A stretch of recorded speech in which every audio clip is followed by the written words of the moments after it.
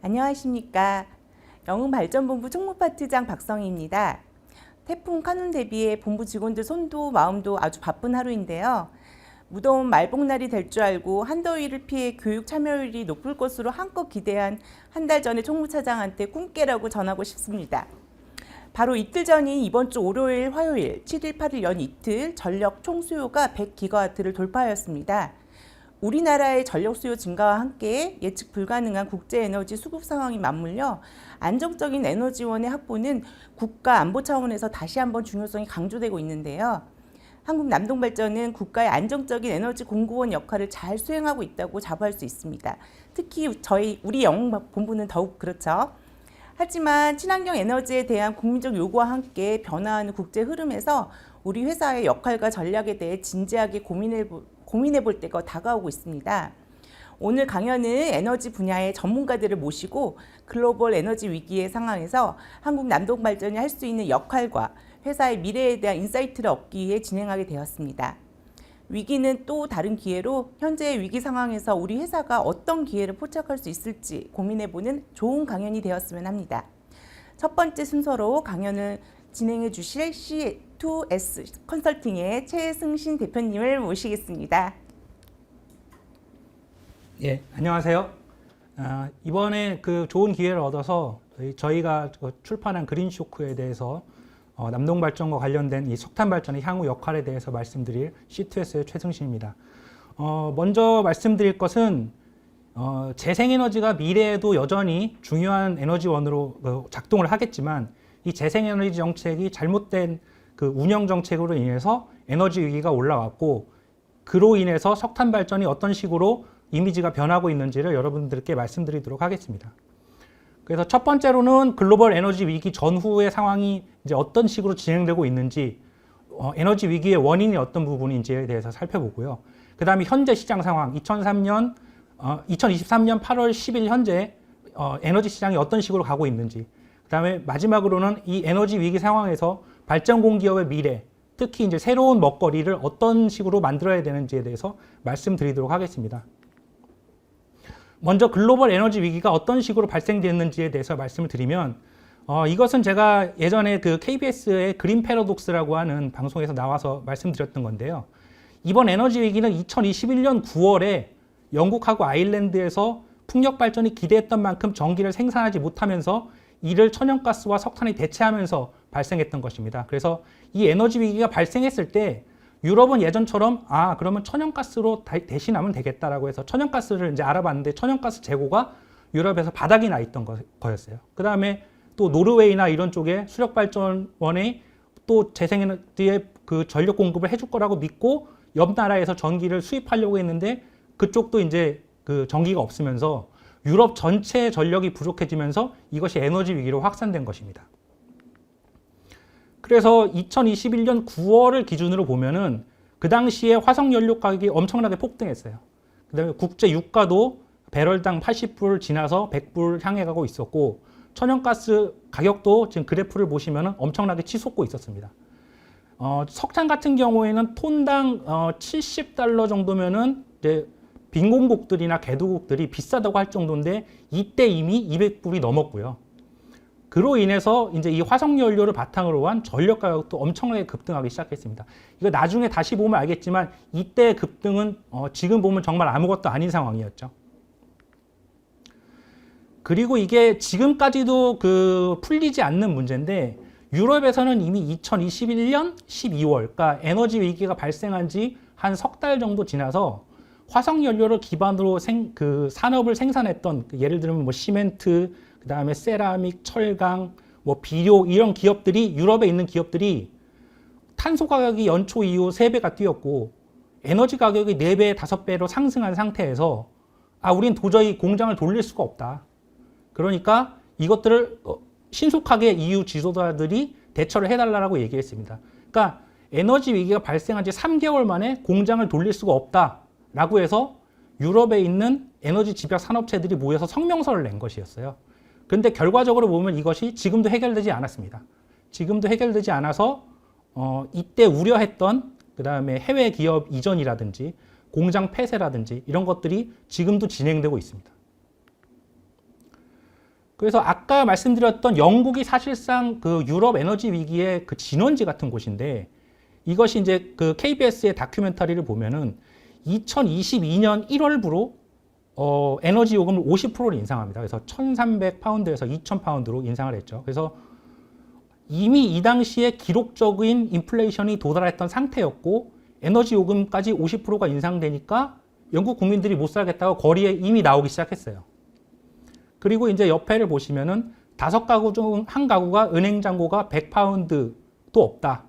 그러니까 에너지 위기에 요금을 낼 수도 없고 난방 요금을 내기도 힘들고 그 다음에 에너지 빈곤층이라고 해서 그러니까 에너지 요금을 내고 나서 생활이 어려운 사람들을 에너지 빈곤층이라고 하는데 이 존 맥그라프가 얘기하고 있는 게 1가구가 이미 에너지 빈곤층이 되었다는 얘기거든요. 근데 지금 같은 경우에는 약 800만 가구, 그러니까 거의 10명 중에 4명이 에너지 빈곤층에 처해 있는 상황입니다. 그러다 보니까 에너지 요금 폭등에 참다 못한 영국 국민들이 이미 거리로 몰려 나와서 전기요금을 동결해달라고 시위를 하고 있었고 더 충격적인 사실은 돈을 아끼려고 끼니를 건너뛰어요. 그러니까 영국 같은 경우에는 G7의 선진국 국민인데도 6명 중에 1명, 청년층으로 한정하면 4명 중에 1명 이상이 돈을 아끼기 위해서 굶는 사태가 벌어지고 있습니다. 나중에 살펴보겠지만 이게 단순히 영국만의 일이 아니라 유럽 전체에서 벌어지고 있는 일이거든요. 그러니까 이 원인이 바로 이제 에너지 요금 상승. 그러니까 즉 에너지 위기로 인해서 선진국 국민들이 끼니를 거르는 사태까지 일어나고 있다는 것을 말씀드리고요. 그 다음에 덴마크인데요. 덴마크는 보통 재생에너지가 70%, 그 다음에 풍력 발전이 50% 이상의 전력을 생산하고 있는 어떻게 보면 친환경의 이제 선두주자 같은 곳인데 덴마크가 세계에서 전기요금이 가장 비쌉니다. 그리고 에너지 위기 상황에서 덴마크 역시 풍력 발전에 차질을 빚으면서 전 세계에서 가장 비싼 전기요금이 다시 2배가 돼요. 그러다 보니까 덴마크의 물가 상승률이 40년 만에 최고입니다. 그러니까 덴마크가 시민들이 에너지 요금에 시민들을 전략하고 있다고 이제 되게 드라이하게 YTN은 보도하고 있지만 실제로는 뭐 전기 끄고 난방 끄고 불필요한 것을 다 끄고 있어요. 그러니까 덴마크에 있는 그 우리나라 교포분들은 이제 그 겨울에 뜨뜻하게 보내려고 온도를 깔았는데 그 온도를 사용을 못 합니다. 전기요금이 너무 비싸다 보니까. 그럼 보통 재생에너지가 70%가 돼서 친환경의 선두주자다. 넷제로를 하고 있는 덴마크 역시 이 에너지 위기에서 자유롭지 못하고 오히려 다른 유럽 국가들보다 더 많은 전기요금, 그 다음에 국민들은 또 생활비 위기에 처하고 있는 것이 현실입니다. 그 다음에 독일이 이제 탈원전을 했고 탈석탄을 시행하려고 했었죠. 그런데 이번 에너지 위기에서 갑자기 장작이 필요하다 이런 얘기를 해요. 그러니까 지금 보시면은 뭐 땔감이 더 저렴한 대안이기도 하지만 정부 방침으로 가스 재고가 남지 않게 되면 우리는 얼어 죽을 것이다. 근데 이게 단순히 이 시민만 이렇게 얘기하는 것이 아니라 유럽의 중앙은행이 이제 도이체방크에서 2022년에 시나리오긴 한데 장작을 준비해야 될 수도 있다. 그러니까 천연가스가 모자라면 대안을 준비해야겠다고 하면서 석탄, 석유 그리고 장작을 언급합니다. 그러다 보니까 독일 국민들은 전기요금이 너무 비싸니까 이제 가스 보일러 대신 장작 보일러를 사용하기 시작했고 그것 때문에 장작값이 4배에서 5배가 올랐어요. 지난해. 그래서 판매할 땔감이 너무 부족해서 가격이 오르고 있다라고 이제 목재를 거래하시는 사장님이 이렇게 말씀을 하시죠. 이러다 보니까 독일 그 다음에 유럽에서 이제 시위가 발생합니다. 이 시위가 발생하는데 지금 보시면 반정부 시위 참가자가 정부에게 바라는 건 무엇입니까? 노르트 스트림 2가 가동이 돼야 된다. 그 다음에 이제 오른쪽 아래에 있는 시민은 약간 흥분을 했죠. 그러니까 우크라이나에 가서 외무부 장관, 그러니까 베어보크를 얘기하는 건데요. 우크라이나를 가라 너는. 우리는 독일 국민을 지지할 정신이 필요하다 이렇게 얘기하고 있는데 이 두 시민들이 사실은 이제 친러 시위대입니다. 그러니까 지금 독일을 비롯한 유럽에 친러 극우 세력이 득세하고 있는데요. 이 원인이 에너지 위기가 이제 민주주의의 위기까지로 간 겁니다. 그래서 에너지 위기로 물가가 급등하고 시민들이 이제 생계비 위기로 삶이 팍팍해지다 보니까 저렴한 전기를 내놔라. 저렴한 전기가 어디 있느냐 보니까 러시아에 있는 거예요. 그러니까 뭐 우크라이나 전쟁은 나는 잘 모르겠고 우리가 지금 살기 힘든데 당장 노르트 스트림 2 가동하고 저렴한 러시아 천연가스를 가지고 오라고 시위를 하고 있는 거예요.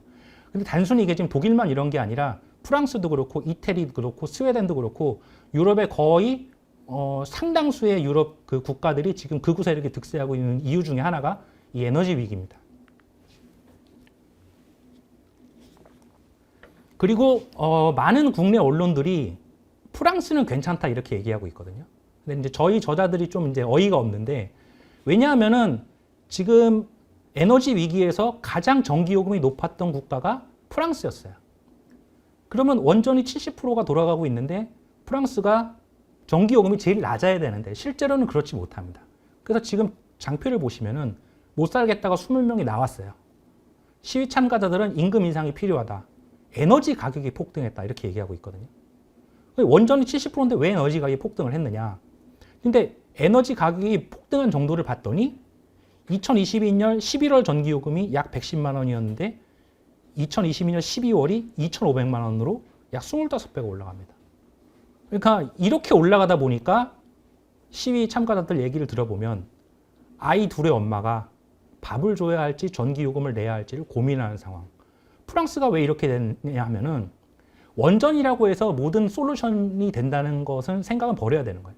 만약에 어떠한 요인으로 원전이 제 기능을 하지 못할 때 대체할 수 있는 천연가스라든지 석탄 발전이라든지가 있어야 하는데 프랑스 같은 경우에는 2011년 후쿠시마 사고 이후에 우리도 탈원전을 하겠다고 해서 원전 밸류체인 자체가 붕괴했습니다. 지금. 그래서 그 프랑스 원전을 유지보수를 제대로 하지 못해요. 유지보수를 제대로 하지 못하다 보니까 계속 크랙이 발생하고 트립이 나다 보니까 원전의 전력 생산량이 점점 줄어들었는데 프랑스의 제2 에너지원인 재생에너지가 또 재기능을 못합니다. 그러다 보니까 천연가스나 석탄이 이제 그 전력 믹스의 비중이 낮다 보니까 외부에서 전기를 수입해야 되는데 이 가격이 엄청나게 뛰었던 거예요. 그러다 보니까 전기요금이 보시다시피 25배가 올라가고 아직까지도 에너지요금 폭등으로 프랑스는 고생을 하고 있는 것이 현실입니다. 그리고 2022년 2월 24일 오전 5시에 러시아의 푸틴이 특별작전이라고 해서 우크라이나를 침공하게 되죠. 가뜩이나 에너지 위기로 고생을 하고 있던 유럽에 또 다른 에너지 위기, 에너지 요금 폭등의 원인이 작동하기 시작합니다. 그래서 러시아의 우크라이나 침공 이후에 많은 유럽 국가들이 우리는 이제 러시아 화석 연료에서 단절하겠다. 원래 러시아 화석 연료를 끊겠다. 고 얘기했어요. 그런데 전쟁이 벌어진 2월 24일부터 6월 4일까지 누가 러시아 화석 연료를 제일 많이 수입했나라고 봤더니 중국을 제외하면은 지금 보시면은 독일, 이태리, 네덜란드, 터키, 폴란드, 프랑스 전부 유럽이에요. 그 밑에 또 보시면 뭐 불가리아, 벨기에, 그 다음에 그리스, 스페인 다 유럽이죠. 그러니까 말과 다르게 러시아산 화석 연료 의존도를 줄이지 못합니다. 그리고 이거는 이제 2022년인데 2023년을 보면은 꽤 많이 줄인 것처럼 보이는데 실제로는 중국과 인도, 그다음 심지어 중동도 러시아산 이제 화석 연료를 수입해서 가공을 해서 그 석유 제품을 다시 유럽과 미국에 뿌립니다. 그러니까 결과적으로는 러시아 화석 연료에서 단절을 하지 못하고 계속 의존도가 유지가 되고 있는 상황이라는 거죠. 그 다음에 지금 독일이나 스페인, 뭐 이태리, 이 유럽 경제가 지금 굉장히 침체되고 있는데 공장을 못 돌리고 있거든요. 공장을 못 돌리는 원인 중에 하나가 러시아의 저렴한 파이프라인을 수입하지 못하고 LNG, 비싼 LNG를 수입하다 보니까 일어나는 현상입니다. 그래서 유럽 경제는 그러니까 이 저렴한 러시아의 파이프라인을 기본으로 해서 설계가 됐던 것이에요.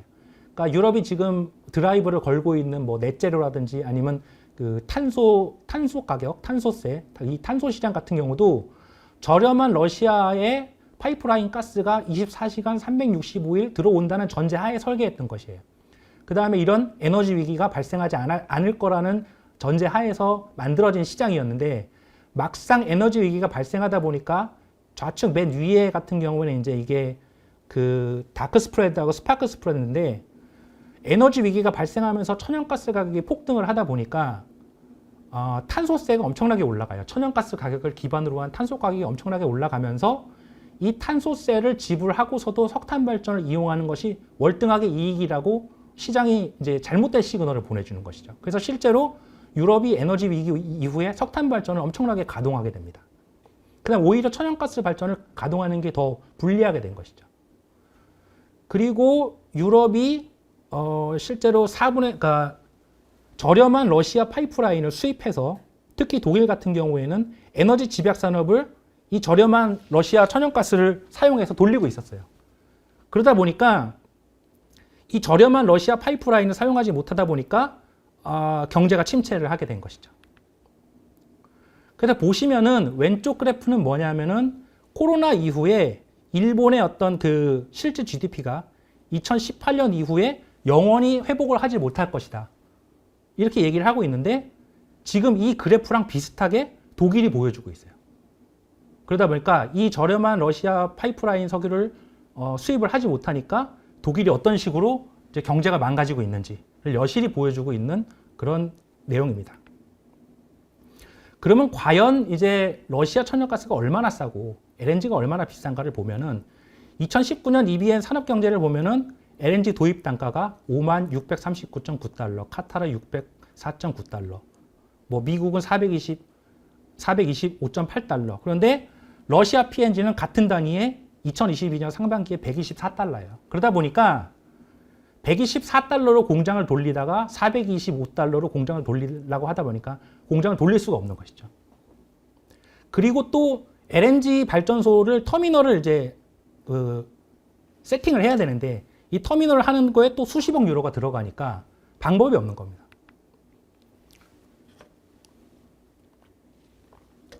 그 다음에 이제 유럽 같은 경우에는 계속 온화한 겨울이었거든요. 그래서 온화한 겨울이다 보니까 우리가 이제 에너지 위기에서 벗어났다는 식으로 얘기를 많이 합니다. 근데 이렇게 가뭄이 되다 보면은 적설량이 감소해요. 그래서 적설량이 감소해서 5월, 6월 이후로 유럽 지역에 비가 오지 않으면은 수력 발전 저수량이 급감한다든지, 그 다음에 독일 라인강을 통해서 석탄을 운송하는데 석탄 운송도 차질이 발생합니다.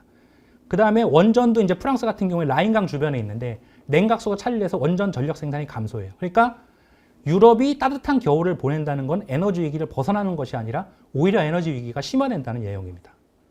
그리고 지금 최근까지도 우리나라도 무척 폭염이었죠. 유럽도 폭염이었습니다. 그래서 UN 기상기구에 의하면 유럽을 닳은 폭염이 최소 40년 이상 지속된다. 그래서 유럽의 기록적 폭염이 지속되면서 냉방 수요가 급증하고, 근데 영국의 에어컨 보급률이 5%밖에 안 돼요. 그리고 폭염에 태양광과 풍력의 전력 생산이 감소하니까 유럽의 에너지 위기는 여전히 현재 진행형인 것입니다. 그리고 이제 이 4차에 걸친 에너지 위기라고 했는데 왼쪽 그 상단이 2021년 9월이고요. 그 다음에 12월, 그 다음에 2022년 3월, 그 다음에 2022년 여름인데 지금 보시면은 1차 에너지 위기 때 120유로였던 것이 4차 에너지 위기를 가면은 1000유로가 됩니다. 이게 베이스로드, 그러니까 기저부하 가격이거든요. 근데 이게 첨두부하로 가게 되면은 유로로 11,000유로가 넘습니다. 근데 유럽이 보통 20유로에서 40유로거든요, 메가와트당. 그러니까 얼마만큼 전기요금이 올라갔는지를 바로 알 수가 있는 것이죠.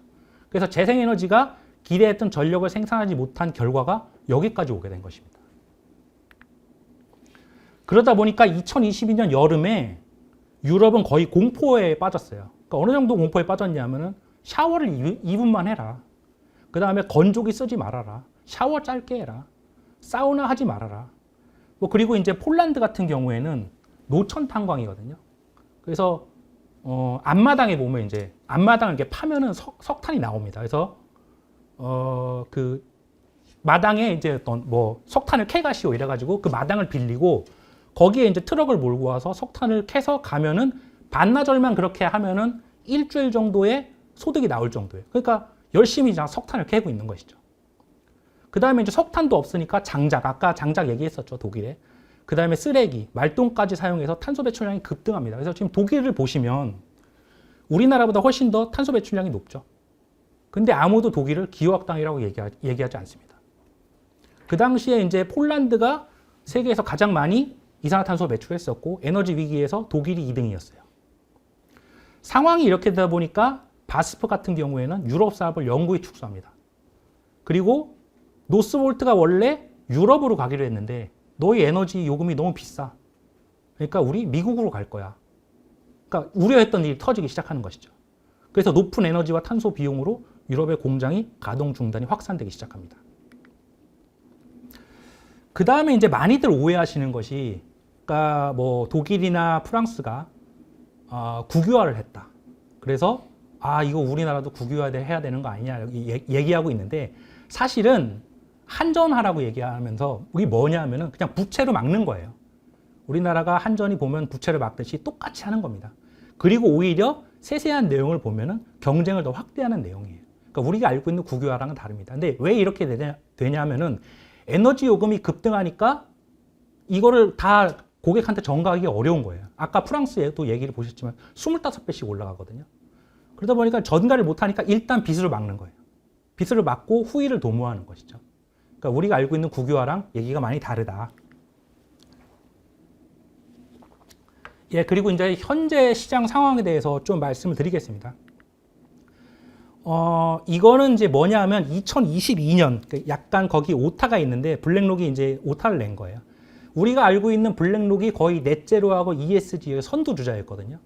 그래서 한국전력에도 너희 그 석탄, 해외 석탄 사업 하지 마. 이렇게 얘기해서 한전의 해외 매출이 4조에서 1조로 줄어듭니다. 막상 그렇게 우리나라에는 석탄 발전을 하지 말라고 해놓고 이게 무슨 내용이냐면은 2022년 레터에 이게 사실은 이 레터가 왜 나왔냐면은 이제 텍사스에서 ESG를 하면서 우리 주에 해가 되는 이런 사업을 하는 블랙록과는 비즈니스를 하지 않겠다고 선언을 해버려요. 그러다 보니까 2021년 1월에 블랙록이 급하게 레터를 내면서 이제 밑에 나온 것처럼 이 레터의 내용이 우리는 텍사스를 포함해서 화석연료 기업들에게 계속 투자했다. 지금까지. 계속 지원할 거다. 우리 사실은 한전에다가는 그렇게 얘기했지만 우리 옛날부터 우리 석탄에 엄청나게 투자했어. 석유에 엄청나게 투자했어. 그러니까 우리가 텍사스를 배신한 게 아니다. 그러니까 어떻게 보면 ESG랑 넷제로를 한 기업들에게 뒤통수를 친 거죠. 그러니까 우리는 이제 앞으로 화석연료 기업들 보이콧 안 할 거다. 그리고 석탄은 문제가 아니라 솔루션의 일부라고 얘기합니다. 그러니까 그동안의 그 스탠스랑 완전히 다른 거죠. 그 다음에 급격하게 화석연료 감축하니까 개도국은 못 따라가. 그러니까 석탄 계속 떼야 돼. 석유 계속 떼야 돼. 이렇게 얘기를 하고 있는 거예요. 그리고 우리가 알고 있는 넷제로 뱅킹 얼라이언스 회원들이 다 알고 보니까 화석연료에 투자를 하고 있었습니다. 그러니까 우리가 알고 있는 웬만한 은행들은 다 여기 넷제로 뱅킹 얼라이언스에 가입했고 또 화석연료에도 4천억 달러 이상을 투자를 하고 있었던 거예요. 그래서 이미 2022년 2월에 너희들 이제 앞으로 스탠스 바꿔야 될 걸. 이제 그러니까 넷제로 그만한다고 얘기해야 되고 석탄 화력에 투자해야 될 걸. 이렇게 얘기를 합니다. 그리고 실제로 그런 일이 벌어지고 있어요. 그래서 이거는 이제 블룸버그에서 나중에 한번 이 기사들은 한번 직접 보시면 더 좋을 것 같은데 블룸버그에서 ESG에 대한 장문의 르포 기사를 냅니다. 그래서 이제 ESG 신기루라고 얘기하는데 실제로 ESG가 작동을 하려고 만든 게 아니라 ESG 평가 방법을 그러니까 속칭 점수를 잘 받아서 하는 거지 실제로 ESG를 하려고 그런 게 아니다. 그래서 ESG를 만든 이제 MSCI 회장 페르난데스가 보면은 우리는 ESG를 투자하려고 만든 거지 실제로 하려고 하는 게 아니다라고 고백을 해버려요. 그리고 실제로 이 기사가 나간 이후로 많은 기업들 ESG나 넷제로를 하겠다고 하는 많은 기업들이 스탠스를 바꿉니다. 그래서 특히 올해 같은 경우에 보면은 미국의 공화당 주를 중심으로 해서 ESG 금지해버려요. ESG에 제한을 거는 그 법안들을 많이 만들어냅니다. 그리고 블랙록 같은 경우에는 이제 영국의 의회에 출석해서 너희 석탄, 오일, 천연가스에 투자하는 그 넷제로 할 거야 라고 했는데 공식적으로 안 한다고 했어요. 우리 이제 넷제로 안 한다고 이미 블랙록 그렇게 얘기했습니다. 그러니까 블랙록, 그 다음에 뭐 뱅가드, 스테이트 스트리트가 이제 국제 자산운용 1, 2, 3인데 다 탈퇴했어요, 지금. 그리고 이 공화당 주가 이제 넷제로 하는 사람들하고는 우리 비즈니스 안 할 거야. 이렇게 얘기하니까 국제 보험사들도 다 넷제로 온라인에서 다 좀 떠나가고 있는 상황이에요. 근데 이것들이 이제 크리티컬한 것이 뭐냐면은 아래 보시다시피 시장 점유율의 20% 이상을 차지하는 여러 기업들이 뭉쳐서 탈탄소와 같은 공통주를 중심으로 협력하게 되면은 어떤 고객들이 추가 비용을 납부를 하게 됩니다. 그러니까 제품의 그 가격이 전가되니까. 이럴 경우에는 미국 독점금지법 위반이다. 이게 이제 결정타가 되면서 많은 기업들이 현재 ESG하고 넷제로를 던지고 있는 상황이에요. 그 다음에 현재 지금 풍력 기업이 아주 구조적인 문제를 어려움에 빠져 있습니다. 그래서 가장 최근 기사 같은 경우에는 지멘스 가매사가 자산 가치가 거의 제로가 됐어요. 그 다음에 지멘스 에너지 같은 경우가 지금 올해 50억 유로 정도의 손실을 발표할 건데 이유를 봤더니 인플레를 비롯해서 공급망 가격이 너무 올라갔어요. 비용이 한 40%가 올라가다 보니까 이게 뭐 프로젝트를 유지를 할 수가 없는 거죠. 그리고 대형 터빈 8메가 그 이상급에서 구조적인 결함이 일어납니다. 근데 이 결함을 수리를 못 한다고 하는 거죠. 그러니까 근데 이게 지멘스 에너지만 그런 게 아니라 뭐 베스타스, GE 다 마찬가지예요. 그러다 보니까 지금 풍력 프로젝트가 굉장히 어려움을 겪고 있습니다. 이게 3년에서 5년 사이로 해결될 것 같지 않다고 공식적으로 얘기를 해버려요. 그 다음에 사실은 풍력 기업의 가장 구조적인 문제는 한마디로 말씀드리면은 풍력과 태양광에 석탄이 필요하다는 것입니다. 그래서 많은 핵심 광물들의 정제나 정련, 그 다음에 또 실제로 이 풍력 기업의 어떤 그 부품들도 보면은 천연가스, 석탄, 석유가 필요하다는 것이 문제예요. 그래서 재생에너지 비중을 늘리면 늘릴수록 더 많은 화석연료가 필요하다는 구조적인 모순점이 있습니다. 그러니까 여기에서 만약에 재생에너지를 늘리려고 화석연료를 줄인다 하게 되면은 재생에너지의 어떤 설치 비용이 더 올라갈 수밖에 없는 그런 문제점이 있는 것이죠. 그래서 지금 석탄 르네상스라는 말은 사실은 제가 몇 년 전부터 주장해 왔던 거긴 한데 실제 외신에서 석탄 르네상스라고 기사를 내기 시작해요. 그래서 보시면은 2020년 이후에 석탄 기업들의 주식이 엄청나게 올라갑니다. 이건 지금 확인해 보시면 바로 알 수 있는 내용들이에요.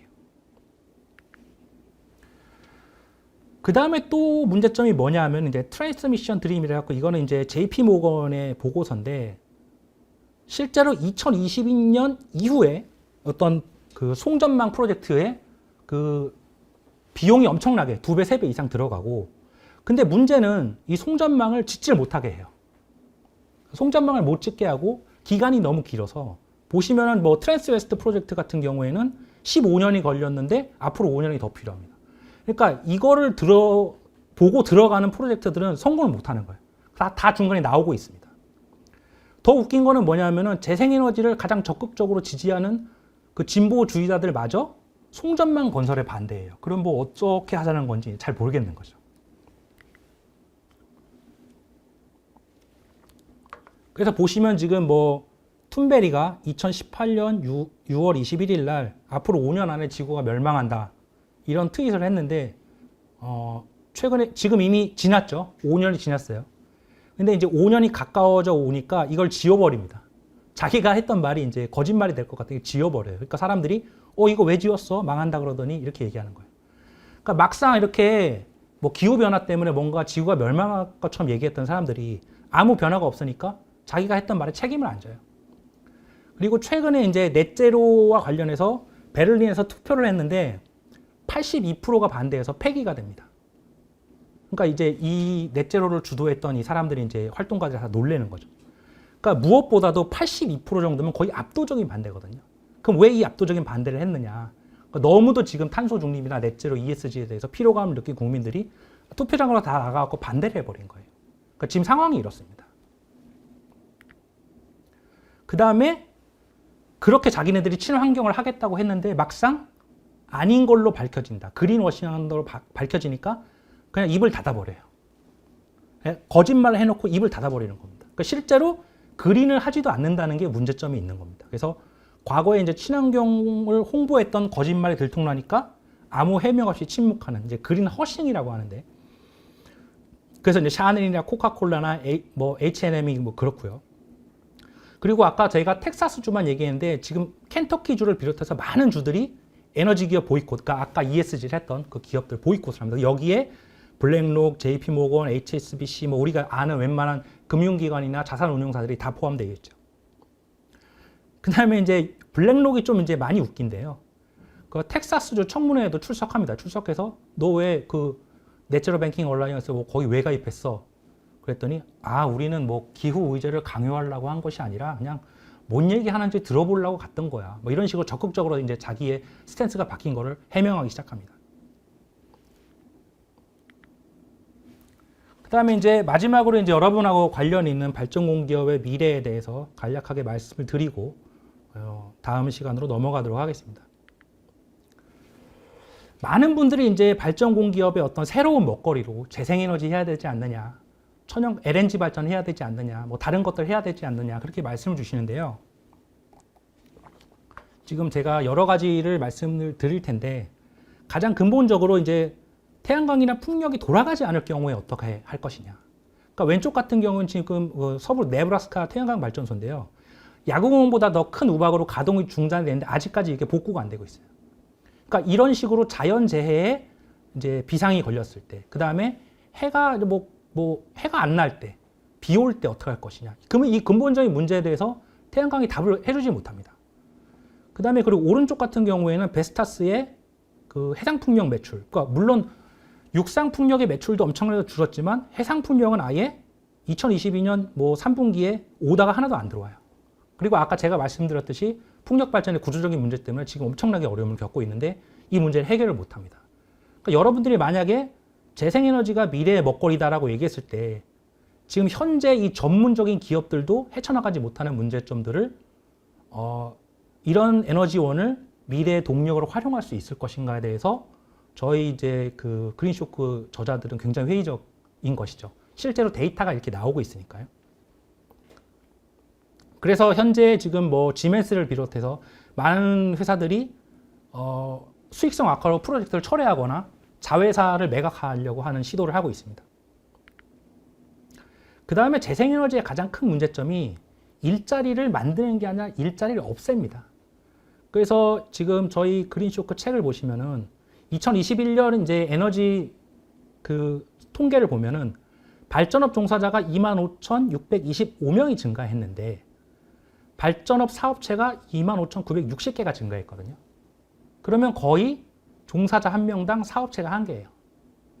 그러니까 이것은 이제 나중에도 저자님들이 Q&A에서 말씀드리겠지만 이거는 뭐 사업자의 어떤 역량이 증대됐다기보다는 그냥 단순 사업 관리자가 일자리가 증대된 것이죠. 그러니까 뭔가 전문 인력이 증대됐다는 것이 아니고. 그 다음에 일반적으로 재생에너지 사업이 석탄화력의 20% 수준이다 이렇게 얘기를 하거든요. 그래서 이제 예전 국정감사에서 보면은 발전공기업 사장님이 뭐 LNG 발전한다고 그러고 재생에너지 사업한다고 그러고 일자리가 줄어들면 어떻게 할 거예요? 라고 물어봅니다. 그래서 그때 발전공기업 사장님이 이렇게 답변을 하죠. 우리가 새로운 성장 동력을 마련해서 일자리를 그쪽으로 이제 직원들 그쪽으로 이동시키겠다 이렇게 얘기를 하는데 그러면 실제로 20% 정도 줄어드는 걸로 끝이 나냐? 제가 봤을 때는 아닌 거죠. 왜냐하면은 우리나라의 그 보통 보면 이제 남동 발전도 그렇지만 제어실이 있잖아요. 그 풍력 발전을 제어하는 시설이 국내뿐만 아니라 해외도 한 제어실에서 운전이 가능해요. 그러다 보니까 뭐 유지 보수는 이제 협력 업체들이 하겠죠. 그러면 사실상 이 제어실에 있는 인력을 제외하면은 그렇게 인력이 늘어날 것인가에 대해서 굉장히 회의적입니다. 오히려 20%도 더 미만일 수가 있다는 것이죠. 그럼 남는 인원들은 어떻게 해야 될 것인가에 대해서 굉장히 고민을 하지 않을 수가 없고 재생에너지뿐만이 아니라 다른 동력을 또 마련해야 되는 어떤 그렇게 되지 않을까 그렇게 생각합니다. 그 다음에 이제 발전 공기업 분들이 보통 뭐 SMR 우리가 해야 되지 않겠느냐 이렇게 말씀하시거든요. 근데 이제 보통 보면은 많은 부분들이 에너지 위기에서 원전이 미래다라고 얘기하고 있는데 원전이 미래가 되기가 굉장히 어렵습니다. 물론 장기적으로 봤을 때는 원전이 매력이 있는 건 사실인데 당장 이거 원전을 오늘부터 짓는다고 해도 10년이 걸려요. 10년이 걸려야만 이 원전이 작동해서 전력을 생산할 수가 있습니다. 그렇다 보니까 지금 에너지 부족한 건 당장인데 이 당장의 전력을 어디서 갖고 올 것이냐에 대해서 원전은 답이 되기가 굉장히 힘듭니다. 그나마도 지금 보시면은 이게 지금 한수원의 어떤 그 원전 건설인데 오른쪽을 보시면 건설 기간이 있거든요. 건설 기간이 처음에는 9년, 8년 이렇게 되다가 6년, 5년으로 줄어듭니다. 이 얘기는 뭐냐면 대형 원전도 반복 건설해서 이 건설 기간을 줄여왔던 거예요. 그러면은 우리가 보통 보면 미국의 웨스팅하우스라든지 프랑스라든지 많은 서방에 있는 국가들이 반복 건설을 안 해왔단 말이죠. 그러다 보면은 외국의 원전을 건설했을 때 5년이 걸리는 게 아니라 10년, 그 이상이 걸릴 수밖에 없습니다. 그래서 대형 원전은 당장의 대안도 아니고 SMR 역시 대형 원전과는 뭐 상대가 안 돼요. 이건 어차피 석탄하고 가스발전소하고 경쟁이 붙게 됩니다. 그러니까 SMR이 대안이 되려면 또 많은 시간이 걸려요. 상용화 기간도 오래 걸리고. 그래서 이게 그러면 나중에 성장 동력이 될 것인가에 대해서도 굉장히 회의적이 될 수밖에 없습니다. 그 다음에 SMR의 경우에는 그래도 원전이지 않습니까? 그래서 충분히 검증을 해봐야 돼요. 실제로 건설을 하고 돌려봐야 됩니다. 그리고 SMR 같은 경우가 킬로와트아워당 4,000달러가 매우 도전적인 목표입니다. 근데 대형은 킬로와트당 3,700달러니까 아예 상대가 안 되는 것이죠. 그 다음에 문제는 이 우라늄이 지금 현재 50% 이상이 러시아 영향권이라는 겁니다.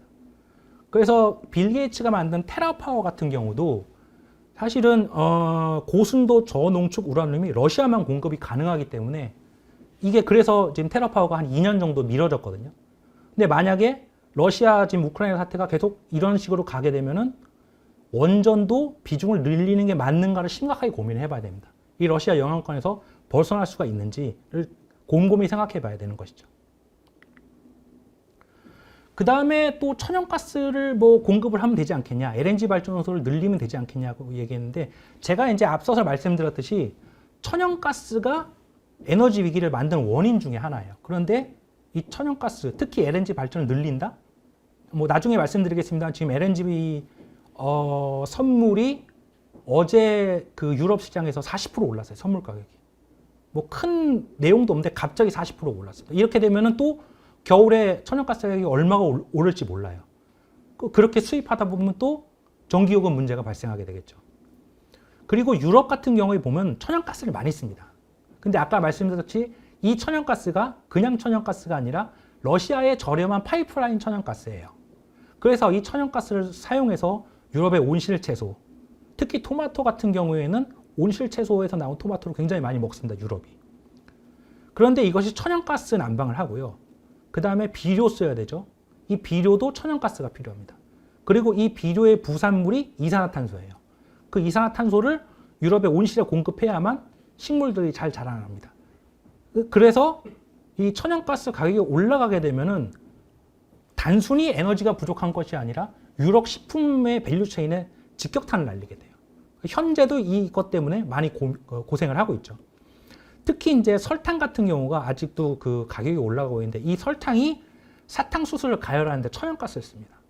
그렇게 되다 보니까 설탕을 필요로 하는 빵이나 가공식품들의 가격이 다 올라가는 거예요. 지금도 올라가고 있습니다. 천연가스 가격이 내려간다고 위기가 해결되는 것이 아니라 천연가스 가격이 내려감에도 불구하고 에너지 위기가 심화되는 이유가 단순히 에너지만 부족한 것이 아니라 거의 모든 산업에 천연가스가 부족해서 가격이 올라가서 발생하는 것이거든요. 그리고 아까 말씀드렸던 세라믹, 제지, 암모니아 이런 것들이 천연가스를 위주로 쓰는데 이 산업에 피해가 미쳐요. 그래서 보시면 뭐 수소 산업도 그렇고 암모니아 많이 써서 앞으로 이것들을 신에너지화 하겠다고 하는데, 이 암모니아가 천연가스에서 자유로울 수가 없어요. 그렇게 되다 보면 당연히 암모니아를 써도 에너지 가격이 급등하게 됩니다. 만약에 탈석탄을 하고 탈원전을 했다, 우리나라가. 나중에 무탄소 전원이 뭐 70%가 됐다. 이렇게 됐을 때는 에너지 가격이 올라가면 우리나라도 유럽처럼 다른 대체 에너지원으로 전환을 급격하게 할 수가 없어요. 그러면 고스란히 프랑스처럼 이제 25배 올라간 전기요금을 받을 수밖에 없는 것이죠.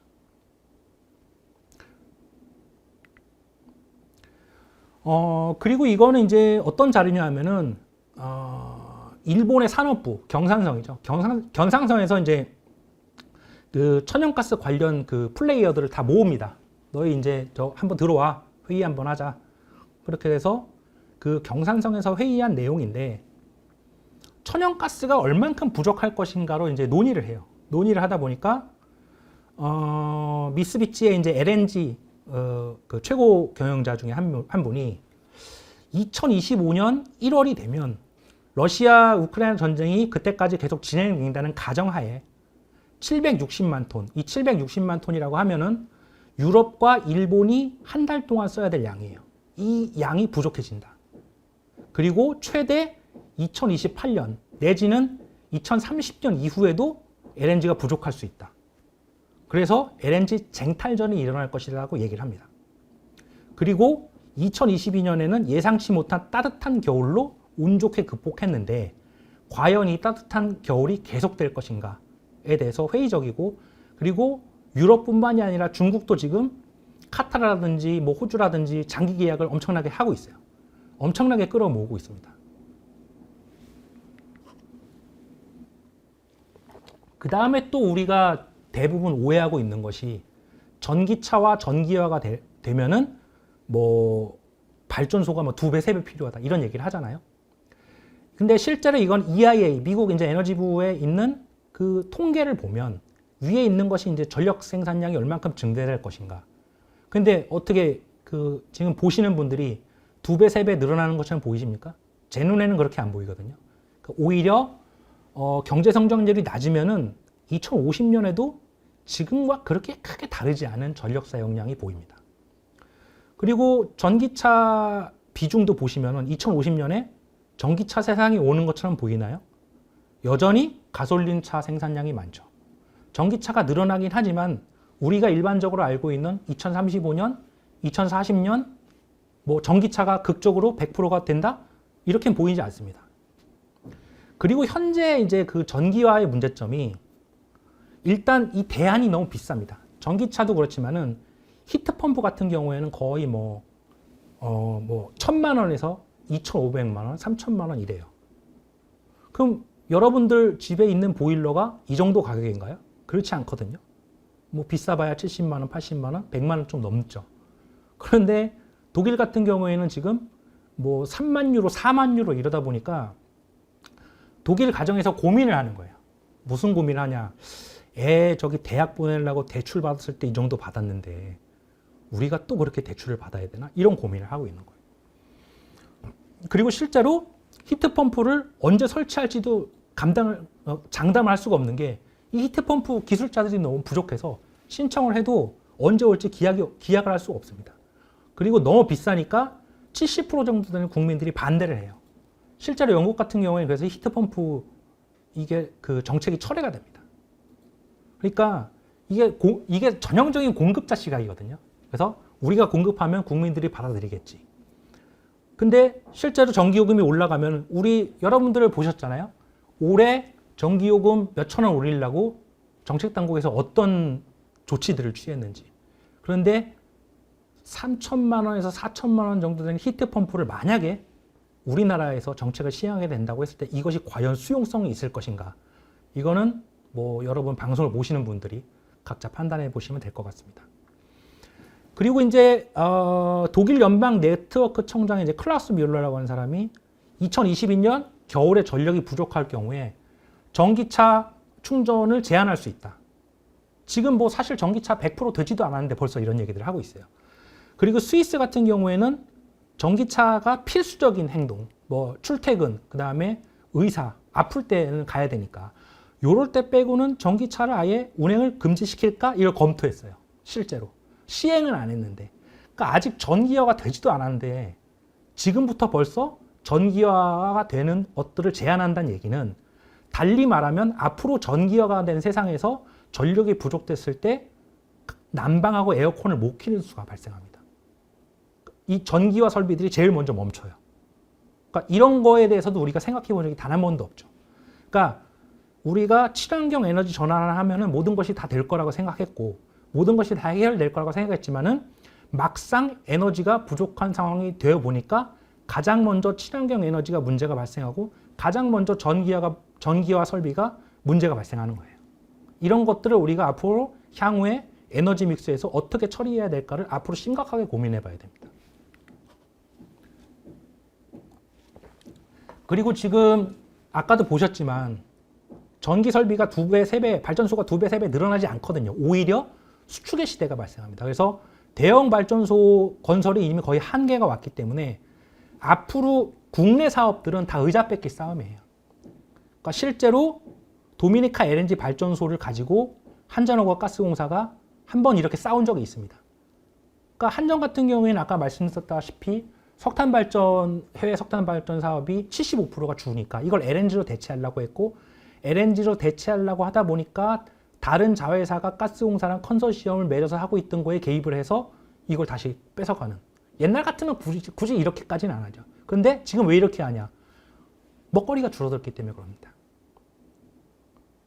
그리고 한전도 또 우즈벡 사업도 하려다가 사업을 포기한 이유도 급하게 이제 LNG 사업을 하려다가 하다 보니까 준비 부족으로 이제 그렇게 된 거거든요. 중간 그림은 뭐냐면은 한수원 홍보 영상이에요. 한수원 홍보 영상인데 이제 그 네버랜드라고 하는 곳이 화력 발전, 그러니까 석탄 발전 때문에 시커멓게 변했다. 오염 물질로. 근데 이게 왜 그러냐면은 한수원 사람들이 석탄 발전에 오염 물질을 거의 그러니까 많이 줄여와서 실제 이렇게 검게 변하지 않는다는 사실을 누구보다 잘 알고 있어요. 근데 홍보 영상에서 이런 얘기를 쓰는 이유는 앞으로 원전을 늘리기 위해서는 석탄을 줄여야 되는 거예요. 석탄 발전소의 일자리가 줄어들고 석탄 발전소가 사라져야만 한수원의 입지가 넓어지기 때문인 겁니다. 그래서 국가적으로는 사실 에너지 믹스의 균형을 유지하는 것이 맞아요. 그런데 한수원이라는 기업 입장에서 봤을 때는 내가 성장해야 되기 때문에 이 에너지 믹스 균형을 깨야 됩니다. 그래서 원전 비중이 점점 늘어나야만 우리는 성장하는 거고 석탄 발전이 줄어드는 거는 알 바 아닌 거죠. 마찬가지로 재생에너지도 지금 현재 이 정부 들어서면서 재생에너지 사업이 약간 주춤해졌지만 재생에너지 사업도 늘어나기 위해서는 어디 다른 발전원이 줄어들어야 돼요. 그럼 원전은 뭐 안전하지 않으니까 줄어야 되고요. 석탄 발전은 뭐 더러우니까 줄어야 되고요. 가스는 뭐 예를 들면 브릿지 원전이니까 줄어야 되고요. 그래야만 재생에너지가 늘어나기 때문에. 그러니까 많은 발전원들이 앞으로 자신의 성장을 위해서 다른 에너지원을 공격하는 일들이 늘어날 겁니다. 그래서 더 이상 이제 정부가 석탄 발전이든 원전이든 물량을 보장해 주지 못하는 시대가 와요. 그렇게 됐을 때는 과연 우리 남동발전을 비롯한 석탄화력 공기업 여러분들이 어떻게 행동을 해야 되는지 뭐 이번 강의와 이어지는 Q&A에서 또 말씀을 드리도록 하겠습니다. 그 다음에 지금 해외 플레이어들이 아까도 말씀드렸다시피 넷제로하고 ESG를 던져버리면서 석탄 발전에 대한 태도가 변화하기 시작해요. 그래서 지금 굉장히 그 자산 가치가 깎인 지메스 에너지 같은 경우에는 원래는 이제 2019년 정도에 우리는 발전 사업 안 하고 어디 뭐 다른 거 하겠다 이렇게 얘기했는데 갑자기 지메스 에너지에서 전력 생산의 40%는 석탄 발전인데?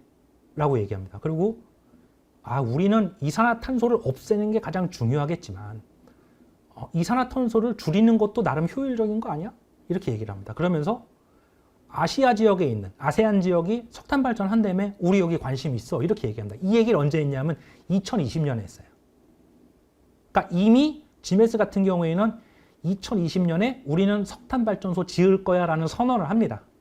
다른 곳은 짓지 말라고 해놓고 자기네들은 석탄 발전소 짓겠다라고 얘기를 해요. 2020년에 이미 3년 전에.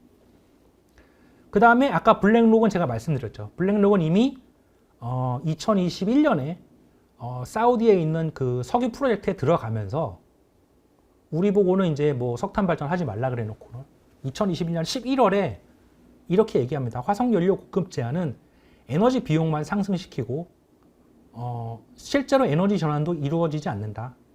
우리는 위대한 탄화수소 기업과 함께 해야 된다고 말을 바꿉니다. 그리고 지금 열심히 화석연료 투자하고 있어요.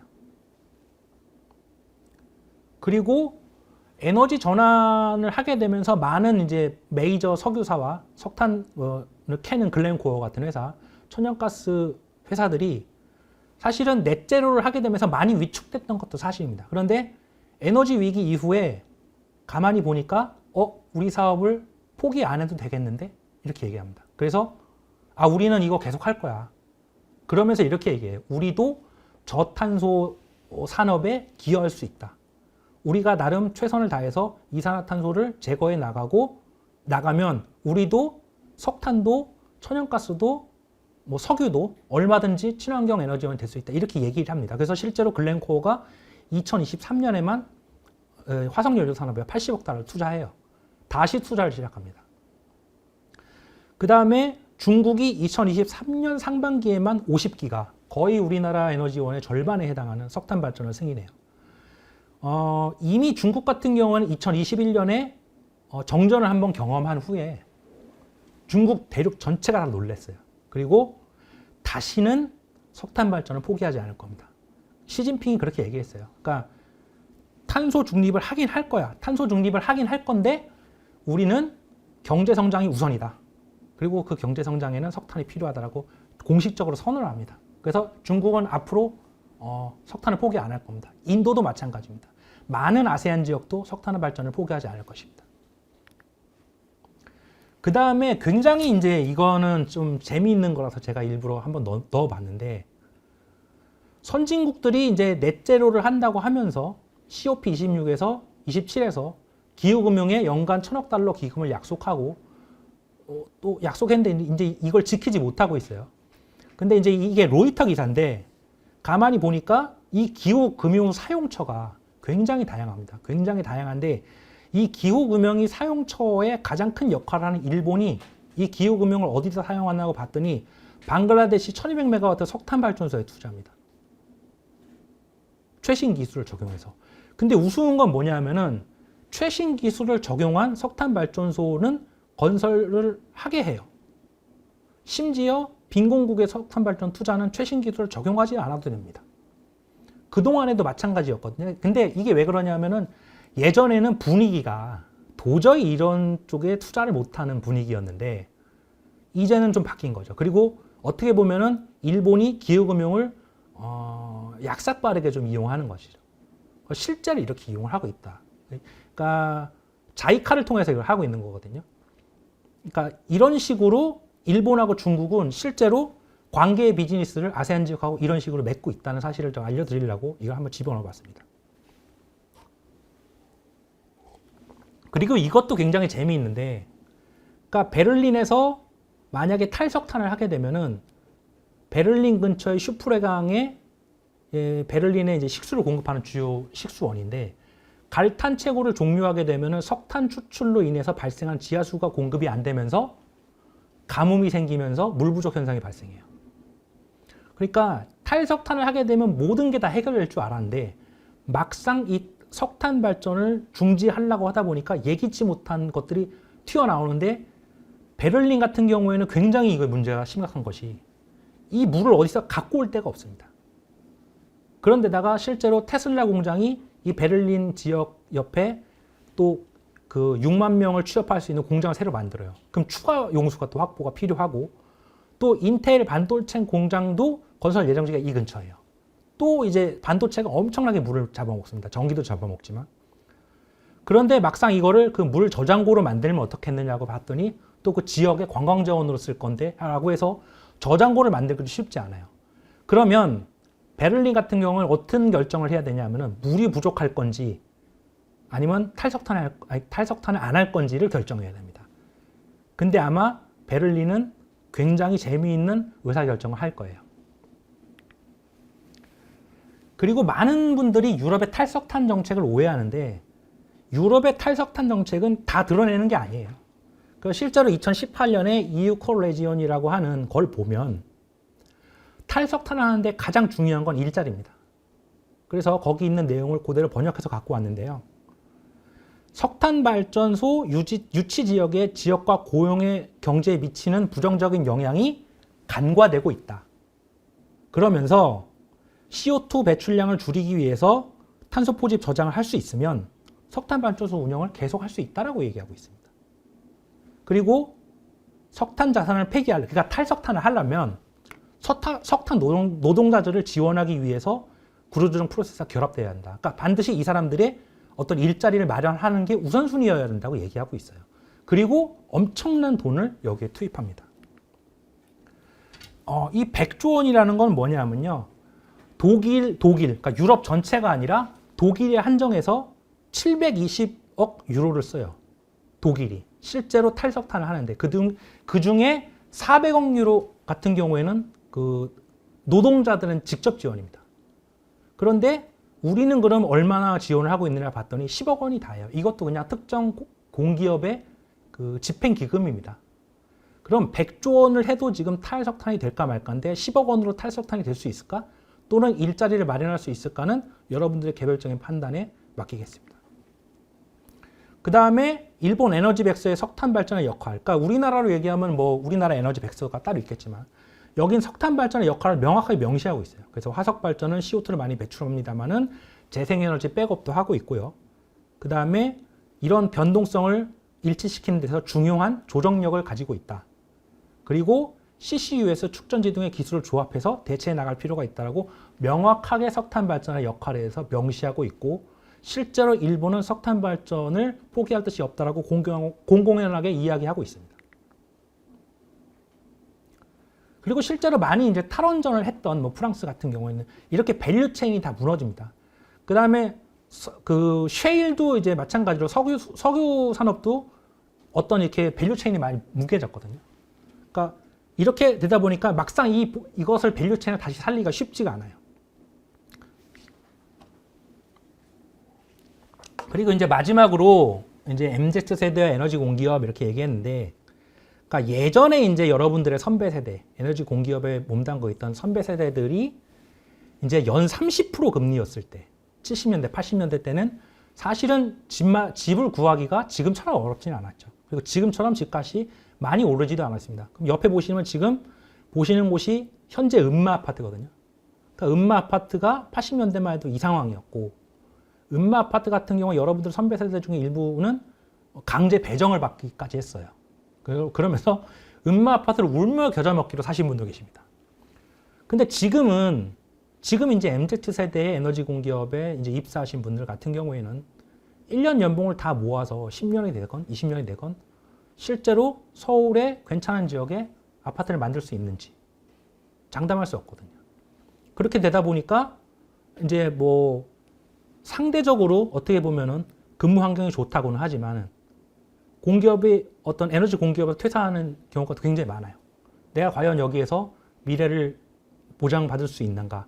특히 이렇게 탈석탄이 되면서 뭔가 조직에 대해서 문제가 있을 것 같은데 이걸 좀 우리가 헤쳐나가야 되지 않을까? 여기에서 고민하다가 실제로 퇴사를 하는데 굉장히 재미있는 사실은 일본 역시도 다른 산업에 비해서 퇴사율이 엄청나게 높아요. 일본도 한 14% 정도 되는 두 자릿수입니다. 그러니까 지금 예전에 성장의 시대에는 사실은 많은 문제들이 없었어요. 그냥 성장의 시대다 보니까 발전소 새로 짓고 거기에 이제 또 그 파견돼서 승진 잘하고 그랬는데 지금은 사실 승진도 많이 어렵고 그리고 실제로 MZ 세대 같은 경우에는 이직도 잦고요. 그러니까 사실은 조직의 성장 문제도 있지만은 조직 구성원을 어떻게 유지시키면서 새로운 먹거리를 찾아 나가야 되냐 이런 문제도 사실 앞에 이 발전 공기업, 남동발전 여러분들 앞에 놓여 있는 어떤 풀어야 될 문제가 아닐까 이렇게 생각합니다. 예. 그래서 지금까지 강연을 들어주셔서 감사하고요. 잠시 스튜디오를 재정비한 후에 윤대원 전지성 기자님과 함께 실시간 질의응답을 가지도록 하겠습니다. 강연 들어주셔서 감사합니다.